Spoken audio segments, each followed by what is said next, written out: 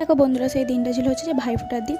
আর এইদিকে আমরা বেলুন ফুলাচ্ছি, কারণ হচ্ছে যে আমাদের ঠাকুর ভাসানো হবে, তো সেই জন্যে ঠাকুরের ভ্যানটাকে ভালো করে সাজানো হবে, যেটাতে ঠাকুরটা আর কি চাপবে। তো সেই জন্যে ভ্যানটাকে ভালো করে সাজাবো, বেলুন ফুলাচ্ছি। আর ওইদিকে ফুলও আছে, মানে ফুল দিয়ে বেলুন দিয়ে সাজাবো ভ্যানটাকে, তো তোমরা দেখতেই পাবে।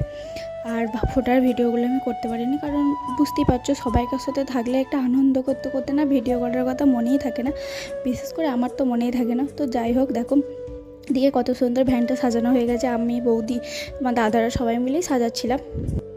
মানে ভ্যানটা কেমন সাজানো হয়েছে তো তোমরা কমেন্ট করে জানাবে।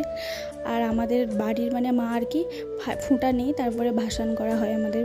আর এমনি পুজো তো মানে 4 দিন ধরে ছিল, ঠাকুরটাও অনেকটা আনন্দ হচ্ছে। আর আজকে যেহেতু ভাসান হয়ে যাবে, তো খুবই মনটা খারাপ লাগছে। যতটা ভাসানে আনন্দ হয়, কিন্তু তার দ্বিগুণ হচ্ছে যে কষ্ট হয়, যেহেতু 4 দিন ধরে এত লোকজন সবাই একসাথে থাকা, সেটা আর তারপর দিন থেকে ফাঁকা পুরো আর কিচ্ছু থাকবে না।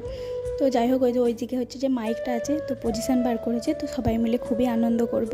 আর এইদিকে আমার সব বৌদিগুলো আছে। তো যাই হোক, ভিডিওটা কেমন লাগলো জানাবে, ভালো লাগলে লাইক কমেন্ট করে দেবে। Tata, bye bye.